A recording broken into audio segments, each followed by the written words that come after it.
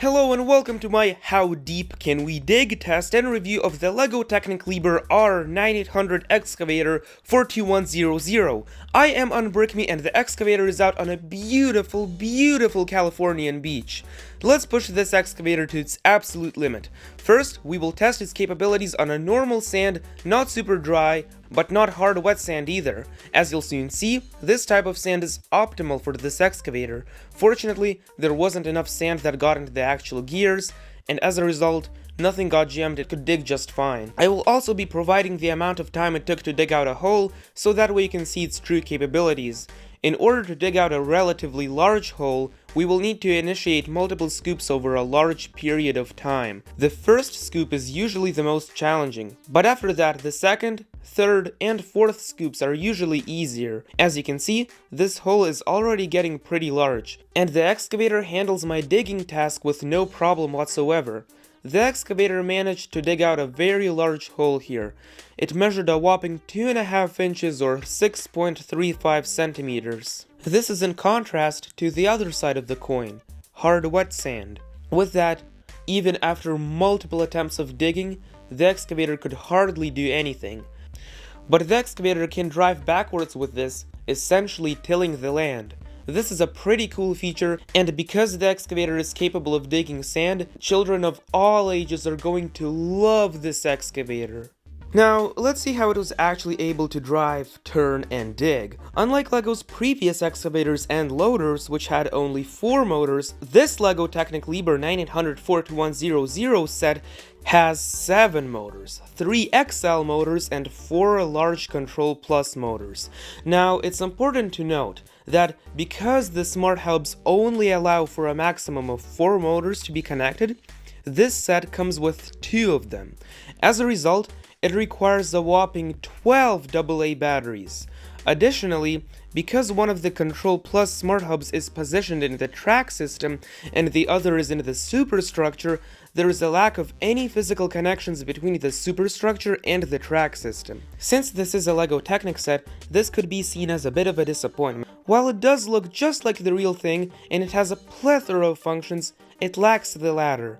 This Technic set is not challenging to build. Take the LEGO Technic Motorized Excavator 8043 set for example. With that, you got a very cool gear system which essentially allowed for 2 axles with separate motions to be transferred inside the center of the turntable, meaning you could theoretically spin this superstructure as much as you want and nothing would break, while all the motors for the tracks would still be in the top superstructure guiding the tracks. Now, I'm not saying that this is the worst Technic set, but it does disappoint me that we did not get to witness techniques like this used with this set, or even a fully remote-controlled gearbox like with the 8043 set. It's also important to note that LEGO came up with a new type of clutch. Unlike LEGO's previous clutch gear, this doesn't start slipping as soon as you sneeze.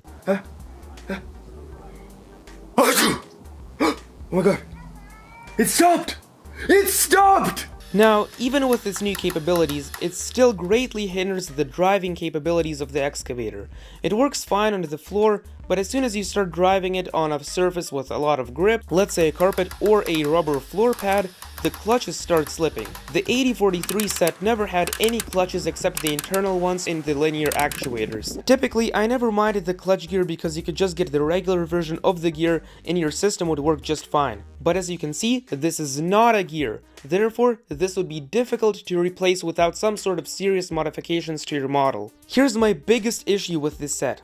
Look at how the tracks use a lot of gear ratios to increase the torque. But think about it, what's the point of increasing torque so much if there's going to be a clutch gear limiting it anyway? I'd personally recommend getting rid of these clutches and add an axle connector and extender piece as well as a different axle to accommodate the modification. While this type of modification may work for this set, it probably won't for others using this clutch gear because everything is measured up by precise axle length, and having it too short or too long might end up breaking the mechanism. The tracks themselves, however, do feature these gears to help space out the track, and they also feature a nice Liebherr sticker on the back, Essentially, this track system has 2 XL motors and 1 large motor. Now, let's move on to the superstructure. While it is mostly hollow on the inside, hang on, actually, scratch that. It's entirely hollow on the inside, but even with that, the detailing on the outside give it authenticity, which is spot on. For example, on the back, we can see a bunch of flat-rounded Technic panel pieces which were introduced back in 2016 with the Porsche 911 GT3 RS. The side also does feature these 3 lights which actually don't light up.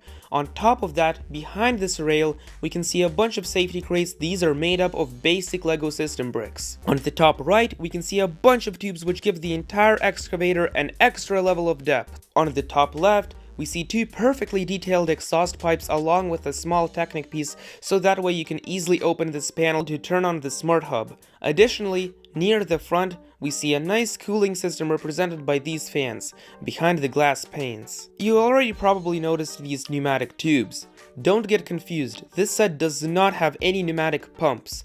These are simply for the imitation of the real excavator. I mean, if you want to get both these tubes and the new linear actuators, go ahead and buy this set. Yes, I did mention new actuators. These are far longer than the older ones used with the previous excavator sets. These actuators are perfectly compatible with the older ones in every way. You're probably thinking, if the superstructure is entirely hollow, then how can you have these actuators activated? Well, that's because these 3 sets of actuators are controlled by 3 large motors located within the arm itself. You heard that right, this big arm is capable of housing the new Control Plus motors. The bottom set of actuators, however, is controlled by the Control Plus XL motor that's connected to the superstructure. You need an XL motor to lift the giant arm. It weighs quite a lot, and with an added load, this task can be even harder. Naturally, LEGO added a few gears at the motor and the actuators to give it more torque at the cost of the speed. You do get a ton of exposed gears, which is a pretty controversial trait. I'd personally argue that having this symbolizes the culture of LEGO Technic sets to show off their advanced mechanisms, while others say it ruins the look of the model. Additionally, on the front, we get a nice cockpit along with a ladder. And on the back, we also get a nice ladder which is retractable. One of the main things LEGO got right is connectivity. Usually with Bluetooth appliances, it's a long and painful connection process. However, with LEGO's Control Plus system, it's easy as pie. All you need to do is open the app and power on the 2 Control Plus smart hubs. You have to turn them on at the same time, but your smart device will instantly connect to the excavator without any issues. As you build your model, you'll be asked to test each portion of your excavator. After all that's done, you're going to have to calibrate your excavator. This is to prevent motors from overturning and thus wearing out the internal clutches inside the actuators. Additionally, this calibration process syncs up with the one-touch control system. Essentially, the excavator will copy the exact way the arm is shown in the app. The controls are pretty simple, but they can also be a pain to master. It's unclear which joystick corresponds to which action, and I wish it would break down the exact motors being used, like maybe we could get a new addition in the app to control the motor A, B, C, and D without the default excavator setup. This brings me to one of the key issues I have with the Control Plus app. It's not compatible with any creations that you may desire to build on your own. For example, as soon as you disconnect with just one motor from the Control Plus smart hub, it refuses to connect to your smart device. This means that you have to stick with the default configuration and you don't have any customization with LEGO's new Control Plus system. This is awful. It goes completely against LEGO's ideology of creativity. Parents should note this when buying new sets for their kids. Additionally, I just don't understand why LEGO is discontinuing the power function system by the end of 2020. It was almost an ideal system. You could stack the cables and you could theoretically have an infinite number of ways you could connect your motors. Now, I understand that many didn't like that it had the infrared technology, and you could hardly control your models outside. But what if LEGO simply introduced a new, Bluetooth-compatible power functions battery block? There would be zero complaints and everyone would be happy. Plus, you'd still have the awesome customization capabilities you always had with power functions. I'm also worried that because the new system advertises itself as a strictly controlled system, We won't be getting any more sets such as the bucket wheel excavator, which had only one motor and a gearbox switching the different functions. With the exception of changing speeds, which by the way is incredibly boring without motors because you simply see a change of speed in the fake engine, the new Control Plus system could mean the end of gearboxes as we know it. Now, having that said, the new Control Plus system still has a few positives. For one, the One Touch Control Plus system. You literally have control at your fingertips. Just watch this. It's literally groundbreaking technology right here. It follows your finger so precisely and so well. This is gonna attract so many younger audiences, and this is just, you know, incredible stuff. We've never seen anything like this before in a LEGO model, and I'm sure that as the Control Plus system progresses, we're gonna see even more stuff like this as, you know, updates for the app come out. In addition, you do get pretty cool missions to help you guide through the capabilities of this set, but they do have a tendency to get a little bit repetitive and boring.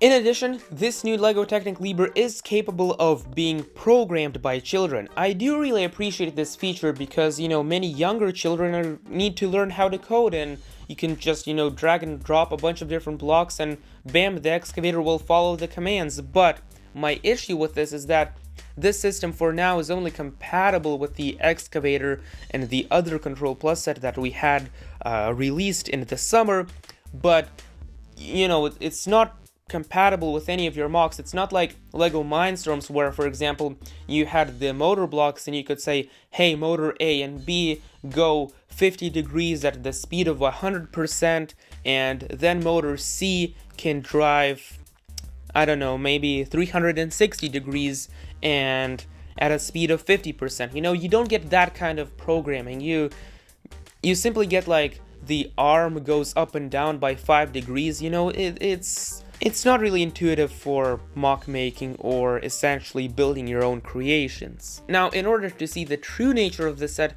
I did partner it with my DJI Inspire 2 drone, and as you can clearly see, they make a great team.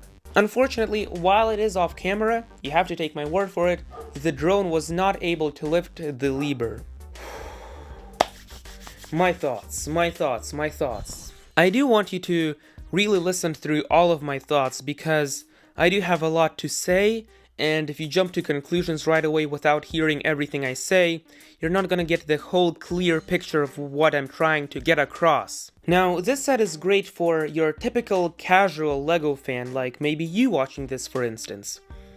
This LEGO Technic set, I feel like, is a beginner Technic set.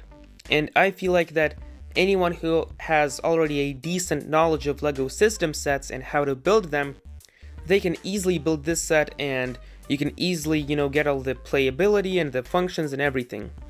But even with that, you know, since it's a Technic set, I think that this set in particular is catering to the younger audiences. For instance, it's a 12 and up set, and really, I mean, LEGO tends to overestimate its age ranges and everything, so it's really meant to be a set for, I'd say, 9-year-old people of that demographic. LEGO is, you know, totally in the right to make the set because, above all else, it is a toy company. They manufacture toys catering specifically for children. It does have a small portion of fans that are older and are generally adults who tend to appreciate LEGO sets and buy them and build them and everything, but their primary target demographic is young kids, essentially. But this set costs, think about it, $450. There simply aren't that many parents willing to buy their children a $450 gift. When LEGO releases something of, you know, that price range, it's typically for maybe teenagers and adult fans of LEGO. But usually when LEGO releases something that's catered for teenagers and adults, it would have some really extreme building techniques within, like take the Porsche 911 GT3 RS or the Bugatti Chiron, which had an insane gearbox, and essentially you could change the speeds. For example, the Bugatti Chiron had 8 different speeds you could choose from, and that was insane. It had an insane gearbox, which was just, you know, mind-bending. It was mind-boggling. But with this set, it is not challenging to build it, as I said earlier, and it's like the Star Wars Cloud City set. It's a set for children, but at the same time really big and expensive. Personally, because of this, I don't think the Liebherr is gonna sell well. I mean, take for instance the bucket wheel excavator. I mean, sure, it was pretty expensive. It was just under 300 bucks, but still, it was way cheaper than the Liebherr, and it had so many more complicated building techniques. You actually got a proper gearbox, and for example with the Porsche and with the Bugatti, you got insane, unprecedented levels of engineering in there, and it was still much cheaper than the Liebherr, alright?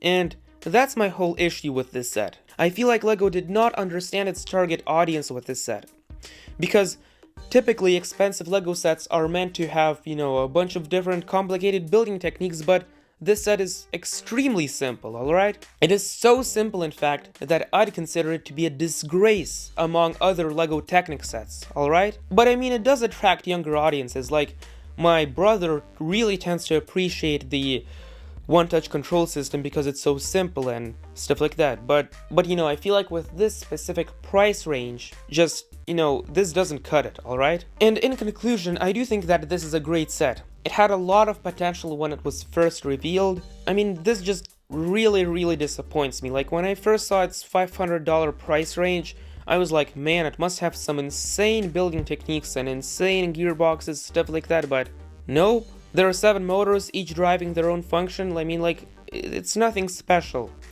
Barely any gears, barely any techniques. You know, it's a great starter-ish Technic set. If you like remote-controlled stuff and you really don't care about building techniques or gears or anything, go ahead and buy this set. But if you're a Technic fan solely for the engineering of it, you know, the Bugatti Chiron or the Porsche 911 GT3 RS got you into Technic, then, you know, do not buy this set. I think you'd be much better off, you know, buying something like the discontinued bucket wheel excavator or a Bugatti Chiron or really, you know, any other set. And in addition to this, I also did do a video exposing the secrets and some of the things that LEGO got really, you know, right and really good with this set. So I suggest you check out that video to kind of get the more positive side